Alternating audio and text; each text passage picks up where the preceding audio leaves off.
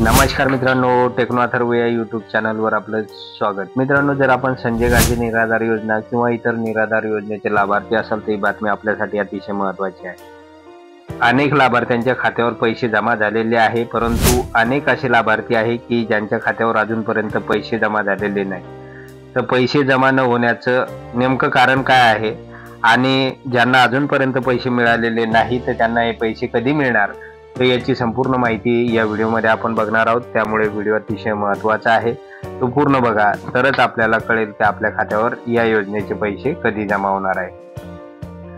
तर मित्रांनो, व्हिडिओला सुरू करण्यापूर्वी नेहमीप्रमाणे एक विनंती करेल, जर आपण या चॅनलवर नवीन असाल तर चॅनलला सबस्क्राईब करा, व्हिडिओला लाईक करा आणि हा व्हिडिओ जास्तीत जास्त लाभार्थ्यांपर्यंत शेअर करा। तर वेळ न घालवता व्हिडिओ सुरू करूया आणि बघूया ती माहिती।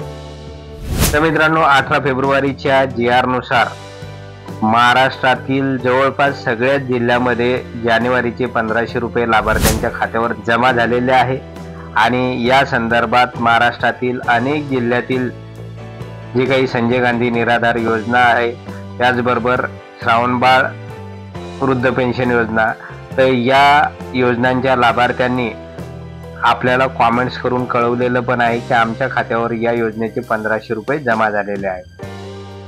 त्यामुळे मित्रांनो, आता हे पैसे सलग आपल्याला 21, 22, 23, 24 आणि 25 तारखेपर्यंत मिळणार आहे। त्यामुळे होऊ शकते की आपल्याला 21 तारखेला पैसे मिळाले नसेल तर आता चिंता करू नका, 25 तारखेपर्यंत वाट बघा, कारण 25 पर्यंत पैसे वितरणाची व्यवस्था SBI ने केलेली आहे। परंतु बरेच असे लाभार्थी आहेत तर त्यांच्या खात्यावर 21, 22 ला पैसे जमा झाले नसल्यामुळे ते चिंतातूर झालेले आहे। तर मित्रांनो, आता पैसे आपल्या खात्यावर जमा न होण्याचं महत्त्वाचं कारण समोर आलेलं आहे आणि ते कारण बघितल्यानंतर वेळोवेळी या संदर्भात बातम्या पण आपण आपल्या चॅनलवरून देत होतो, तरी पण बऱ्याच जणांचं अजून ते काम पूर्ण झालेलं नाही। तर ते नेमकं काम कोणतं आहे, तर मित्रांनो, या ठिकाणी आपल्याला वेळोवेळी सांगण्यात आलेलं होतं की आपण आपल्या बँक अकाउंटला आधार लिंक करा आणि त्याचबरोबर बँक अकाउंटचं DBT करा। जर आपलं DBT झालेलं असेल, आपला आधार नंबर बँक अकाउंटला जर लिंक झालेला असेल तर आपल्या खात्यावर या योजनेचे पैसे जमा होऊ शकतात, अन्यथा आपल्या खात्यावर या योजनेचे पैसे जमा होणार नाही। त्यामुळे DBT करणं प्रत्येकाला कंपल्सरी आहे आणि DBT जर केलं नाही तर आपल्याला कोणताच लाभ मिळणार नाही। तर या संदर्भात शासनानेही वेळोवेळी पत्रकं काढलेली आहे आणि DBT करणं अतिशय सोपं आहे मित्रांनो। तर मित्रांनो, DBT करण्यासाठी आपल्याला काय करायचंय, बँकेमध्ये जायचं आहे, सोबत आपलं पासबुक आणि आधार कार्डची एक झेरॉक्स व त्याच्यावर आपला मोबाईल नंबर लिहून देणे, बस हे 2 डॉक्युमेंट्स घेऊन जायचे आहे आणि त्या ठिकाणी एक DBT करण्याचा बँकमधून फॉर्म घ्यायचा आहे, तो इतरांकडून भरून घ्या, त्याला हे डॉक्युमेंट जोडा आणि बँकेत द्या। बँकवाले फ्रीमध्ये आपलं DBT करून देतील। आणि दुसरी गोष्ट, जर बँकवाले करून देत नसेल तर आपल्याला काय करायचंय, तहसीलमध्ये जायचं आहे आणि तहसील कार्यालयामध्ये हे डॉक्युमेंट द्यायचे आहे, ते सुद्धा आपल्याला फुकट असं DBT करून देईल। हे 2 महत्त्वाचे पर्याय आहेत आणि जर हे दोन्ही पर्याय आपल्याला उपलब्ध नसतील तर त्यावेळेस काय करायचं आहे की पोस्टाच्या बँकमध्ये अकाउंट खोलायचं आहे। जसं आपण पोस्टाच्या बँकमध्ये अकाउंट खोलणार आहे तर आपलं ऑटोमॅटिक आधार नंबर बँक अकाउंटला लिंक होणार आहे, त्याचबरोबर त्याचं DBT पण तात्काळ होणार आहे। ही पोस्ट बँकची एक वेगळी सेवा आहे आणि पोस्ट बँक तात्काळ DBT करून देते। त्यामुळेच आपल्याला माहीत आहे की मुख्यमंत्री माझी लाडकी बहीण योजनेच्या जे काही महिलांचे खाते इतर बँकमध्ये होते त्यामुळे त्यांच्या खात्यावर पैसे जमा झालेले नव्हते, म्हणून लाखो महिला भगिनींनी ज्यावेळेस पोस्टामध्ये खाते खोलले, पोस्ट बँकमध्ये खाते खोलले, त्यावेळेस त्यांच्या अकाउंटला लगेच पैसे जमा झालेले आपल्याला दिसून येईल। त्यामुळे अजूनपर्यंत हे पैसे जमा झालेले नसेल तर याचं महत्त्वाचं कारण जे आहे तर ते म्हणजे आपलं DBT झालेलं नाही। त्यामुळे आता काय करा, पोस्ट बँकमध्ये खाते खोला, म्हणजे आपलं तात्काळ DBT होईल आणि आपल्या खात्यावर संजय गांधी निराधार योजना किंवा इतर निराधार योजनेचे पैसे लगेच जमा होतील। आता मित्रांनो, बरेच लाभार्थी असे आहेत की ज्यांचं DBT पण झालेलं आहे, तरी पण त्यांना जानेवारीचा हप्ता आलेला नाही, त्याचबरोबर इतर हप्ते आलेले नाही।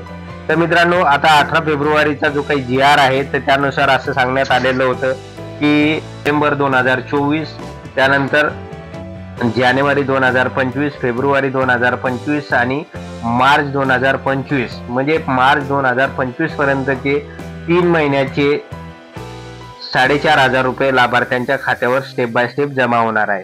आणि ही तारीख अपेक्षित आहे 25 तारीख. 25 तारखेपर्यंत लाभार्थ्यांच्या खात्यावर मार्च 2025 पर्यंतचे पैसे जमा होतील. आता काही लाभार्थ्यांना 1,500 रुपये मिळालेले आहे, त्यामुळे त्यांच्या खात्यावर येत्या 25 तारखेपर्यंत पुढच्या हप्त्यामध्ये 3,000 रुपये जमा होतील. त्याचबरोबर ज्यांना अजूनपर्यंत पैसे मिळालेले नाही तर त्यांनी सुद्धा वाट बघायची आहे, कारण 25 तारखेपर्यंत हे पैसे मागे पुढे जमा होणार आहे. त्यामुळे मित्रांनो, आता चिंता करू नका, हे पैसे आपल्या खात्यावर जमा होणार आहे. आणि यामध्ये एकच अडचण आलेली आहे की ज्या लाभार्थ्यांचं डीबीटी मात्र झालेलं नाही तर त्यांच्या खात्यावर हे पैसे जमा होणार. लक्षात घ्या, कारण बरेच जण म्हणतात आमचं डीबीटी झालं, परंतु जर प्रत्यक्षात ऑनलाईन जर चेक जर केलं तर त्यामध्ये डीबीटी हे ऍक्टिव्ह दिसत नाही. त्यामुळे जर डीबीटी ऍक्टिव्ह नसेल तर गव्हर्नमेंटला आपल्या खात्यावर पैसे जमा करण्यामध्ये अडचण येते. ते पैसे जमा केले तरी ते कॅन्सल होतात. म्हणून अगोदर डीबीटी करून घ्या, म्हणजे आपल्या खात्यावर हे पैसे जमा होतील. आणि मित्रांनो, या योजनेचे जे काही पैसे आहे, पेन्शन आहे, ते सगळ्यांना मिळणार आहे. त्यामुळे चिंता करू नका, फक्त जे सांगितलेलं काम आहे तर ते पूर्ण करा, तरच आपल्या खात्यावर या योजनेचे पैसे जमा होणार आहे. तर मित्रांनो, हे पैसे आहेत महाराष्ट्रातील सगळ्या जिल्ह्यातील सगळ्या तालुक्यामध्ये, ज्या ज्या तालुक्यामध्ये संजय गांधी निराधार योजनेचे लाभार्थी आहेत तर त्यांच्या खात्यावर हे पैसे जमा होणार आहे. त्यामुळे होऊ शकते की 21 आणि 22 या 2 दिवशी जर काही लाभार्थ्यांच्या खात्यावर पैसे जमा झालेले नसेल तर चिंता करू नका. पुढचे 2-3 दिवस अजून बाकी आहे आणि या पुढच्या 2 ते 3 दिवसामध्ये आपल्या खात्यावर हे सगळे पैसे जमा होतील. तर मित्रांनो, अशा प्रकारची एक महत्त्वाची माहिती या योजनेसंदर्भात होती. जर आपणास हा व्हिडिओ आवडला असेल तर व्हिडिओला लाईक करा, चॅनलला सबस्क्राईब करा आणि हा व्हिडिओ जास्तीत जास्त लाभार्थ्यांपर्यंत शेअर करा. धन्यवाद.